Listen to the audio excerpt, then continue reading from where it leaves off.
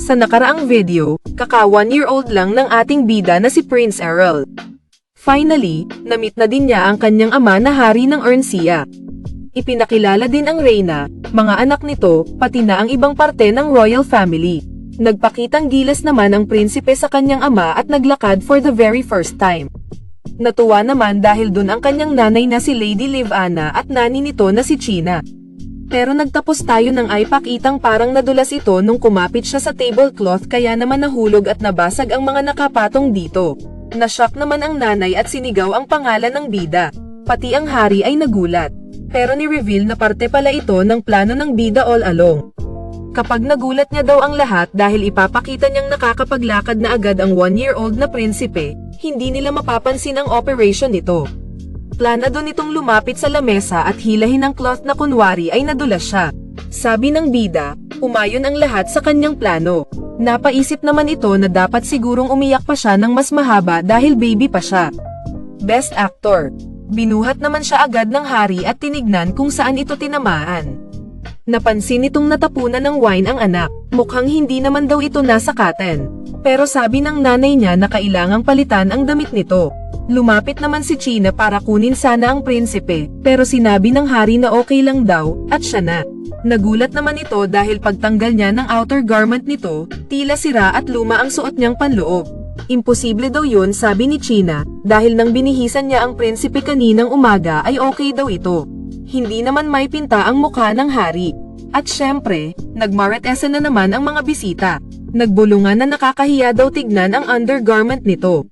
Hindi daw pang prinsipe at all, siguro simple lang daw ang pamumuhay nila. Nagalit naman ang hari sa mga simoso at chismosa at sumigaw na, manahimik kayo. Nagulat ang lahat dahil doon. Napatanong ang hari kung paano ba namumuhay ang anak nito. Tila masaya naman ang bida dahil nakuha niya ang atensyon ng hari. Ipinakita ang ginawa niya nung umaga. Habang busy daw ang yaya nito na bihisan siya, tinaas nito ang body heat niya gamit ang energy niya para madaling masira ang damit. Ginawa niya ito habang nakatalikod ang bantay niya. Ang plano ni Errol, ipakita sa lahat na sa likod ng magarang damit niya ay ang uncomfortable truth. Kunwari daw na show lang para sa birthday niya ang marangyang damit. Napatanong naman ang hari kay Lady Livana kung bakit ganon. Ano daw ang nangyari? Hindi daw ito pasok sa standard na kasuutan ng royal family. Hindi naman ito makasagot at biglang sinabi ng hari na, hindi pala siya dapat ang tanungin nito. Tinawag nito si Jen Effel at tinanong kung paano naka-allocate ang budget para sa bawat palas. Ano ba daw ang inutos niya? Sagot nitong, ang sabi daw ng hari ay ang i-distribute ito fairly sa lahat at ang budget daw ay exactly kung ano ang nalalaman niya. Napatanong naman ito na fair. Mukha daw bang fair ito sa kanya? Sinabi nitong dalhin ang detalye ng budget sa kanya ora mismo. Sa isip-isip naman ng prinsipe, kahit na daw parang biglang naging hearing ang birthday party nito, ito na daw ang chance para makilala niya kung anong klaseng tao ba daw ang ama niya. Anako naman ni Lady Livana ang nangyari at kinuha ang anak sa hari. Niyakap niya ito pero sa isip-isip ni Errol, unting tiis lang daw. Meron daw siyang plano at ginagawa niya ito para sa kanila. Bumalik na si Jen Effel at inabot sa hari ang hinihingi nito. Iba naman ang itsura ng Reyna at mga anak nito. Sinuri mabuti ng hari ang dokumento at biglang nilukot ang papel. At sa sobrang galit, nasunog niya ito. Hindi niya matanggap ang nakita niyang figures at natameme ang lahat dahil dito. Naisip naman ng prinsipe na parang walang kaalam-alam ang hari sa kung ano ang sitwasyon nila dahil sa nagngingit-ngit nitong galit. So sino kaya ang may kasalanan? Tinawag naman ng hari ang Reyna at tinanong kung alam niya ba daw ito o hindi. Hirap naman itong sumagot at tinanong kung ano daw ba ang nakasulat doon. Sagot ng hari na hindi daw na-distribute ng tama ang budget at sa maling lugar na pupunta ang pera. Imposible daw yung sabi ng Reyna. Hindi naman makapaniwala ang hari na wala siyang alam. Hindi ba daw siya ang in-charge sa lahat ng bagay na may kinalaman sa mga concubines? Bigla namang umentra ang panganay na anak nito para mamajitan. Sabi niyang siguradong kagagawan daw yung ng masamang tao, hindi daw ganun ang nanay niya. Napatanong naman ng hari na ibig sabihin ba daw nun ay hindi siya responsible dito dahil hindi niya ito ginawa herself. Dagdag niya, ang kapatid daw nito ay poorly clothed at starved dahil sa kakulangan sa management. Hindi naman makasagot ang panganay nito. Sabi naman ng bida na hindi niya pa daw makita kung may malas aura daw ba ang Reyna dahil sa karisma ng hari. Balik sa hari, tanong nito sa anak na hindi daw ba responsable sa kahit ano ang nanay nito. Again, hindi ito makasagot. Hinarap ng hari ang reyna at sinabing disappointing daw ito. Dahil doon, nagulat ang lahat ng mga noble na bisita. Bigla namang sinabi ni Lady Livana na hindi daw ito kasalanan ni Lady Elia. Fault niya daw yun dahil hindi naman deserve ito. Napatanong naman ng hari kung ano ang sinasabi niya. Ipinanganak daw nito ang bata na nagdadala ng kanyang dugo, yun lang daw ay enough na para ma-qualify siya bilang miyembro ng royal family. Nahiya naman siyang sumagot na, kahit na daw, siya ay. Hindi niya na natuloy sabihin na dati lang siyang maid dahil biglang sumagot ang hari na dapat daw ay proud ito sa sarili niya dahil miyembro siya ng royal family na yon. Siyempre, ang reyna ay nairita dahil dito. Inutos ng hari na hanapin kung sino ang responsible sa kamaliang ito at dapat daw ito maparusahan.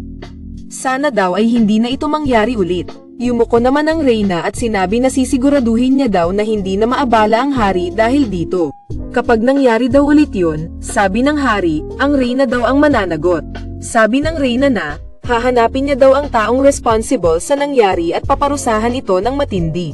Lumapit naman ito kay Lady Livana at tinanong paano siya makakapag-apologize dahil sa nangyari. Nainis naman ang bida at sinabing, wala daw mako-convince ang bad acting nito. Pero sabi ng nanay niya, hindi daw kailangang humingi ng apology nito. Sa isip ni Aral na dapat daw ay sampailan ito ng nanay niya. Imposible daw na walang kinalaman ito sa nangyari. Sa harap ng lahat sinabi ng reyna na, hindi niya daw hahayaang maulit pa ito kaya't hindi na dapat siya mag-alala. Tila hindi naman daw sincere ang reyna sabi ni Aral. Napatanong ito na ilan kaya ang kasabwat dito. Natapos na din ang birthday party ng prinsipe. At biglang naresolba ang problema sa budget agad-agad. Hindi nagtagal, nahuli na daw agad ang mastermind na galing sa aristocratic family. Pinarusahan ito at pinugutan ng ulo.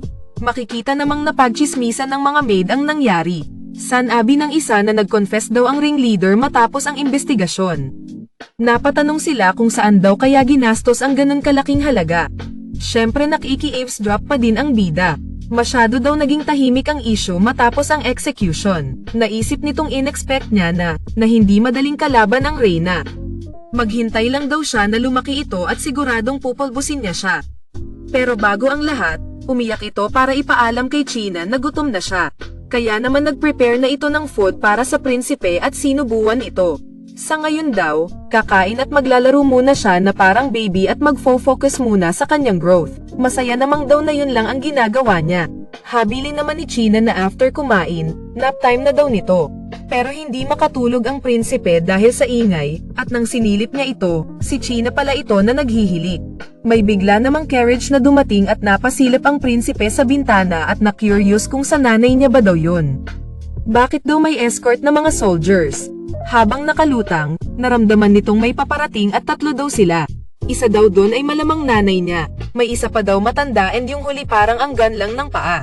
At dahil malapit na sila sa pinto, kailangan daw gisingin ni Aral ang kanyang yaya. Di daw siya pwede sumigaw kaya naman, lumipad ito papunta kay China. Saktong pumasok na ang nanay niya at mga bisita. Kaya't kinurot ni Aral si China sa pisngi para magising. Pinigilan naman ito ng nanay at nagulat si China na nakauwi na pala siya. Pinagalitan ni Lady Livana si Aral at sinabing maging mabait kay China. Nagulat naman ito nang makilala si Miss Finelia na bumisita. Humingi siya ng tawad dahil hindi raw ito nakapaghanda sa kanyang pagdating. Sagot nitong okay lang daw since wala daw siyang sinabihan tungkol sa pagpunta doon. Naalala naman ito ni Prince Aral sa banquet. Dagdag ni Lady Livana na kung sinabihan niya sana sila ng advance ay nakapag-prepare sila ng something for her. Sagot niya na ayaw niya sanang malaman ito ng iba kung okay lang. Sinabihan nito ang anak na doon muna habang mag-uusap ang matatanda. Nagtsaa ang dalawa at curious si Lady Livana kung ano kaya ang gusto nitong pag-usapan. Magsasalita na sana ito pero biglang umentro si Lady Finelia kaya naman nag-sorry siya at nagpanggap na lang na umubo si Livana. Humingi ito ulit ng sorry sa kanya at inamin na nung birthday daw ni Prince Aral gusto niya sanang mag-apologize. Di naman alam ni Lady Livana ang sinasabi nito. Ipinakilala naman muna si Lady Finelia Kenchester. Noon daw, nang nasa pikang gera sa kanilang kontinente, isang established na pamilya daw ang nakagawa ng great merit. Walang sino man ang hindi nakakakilala sa pamilya Kenchester sa buong bansa. Pero past na daw iyon dahil walang lalaki ang naipanganak mula sa kanilang angkan ang merong talento na nagpatuloy sana ng military affairs. Ito ang dahilan kung bakit unti-unti nang nakalimutan ang kanilang pamilya. Usap-usapan daw na hirap na nga daw ang pamilya sa pera para ma-maintain ang pamilya. Inamin naman ni Finelia na para daw makabayad sila sa mga utang. Tinanggap daw niya ang mungkahi ng Reyna. May inabot naman ito kay Liv-Anna at tinanong niya kung ano daw iyon. Ibibigay niya daw ang pera sa kanya. Hindi man daw nito masosolusyonan ang kahit na ano, pumunta lang daw siya dun para ibigay ito sa kanya.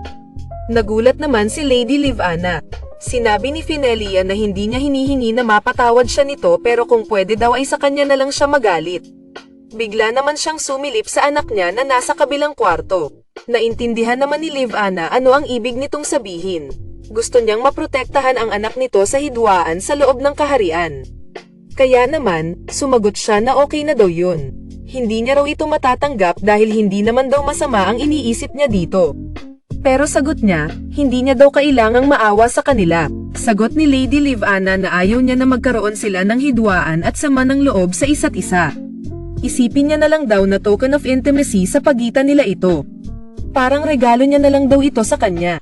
Ni-reveal naman na alam pala ni Lady Liv-Anna ang rason sa problema sa budget. Kilalang kilala niya daw ang taong pasimuno nito.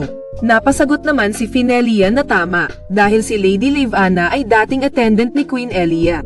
Nagulat naman ang bida nang malaman na naging yaya pala ng Reyna ang nanay niya.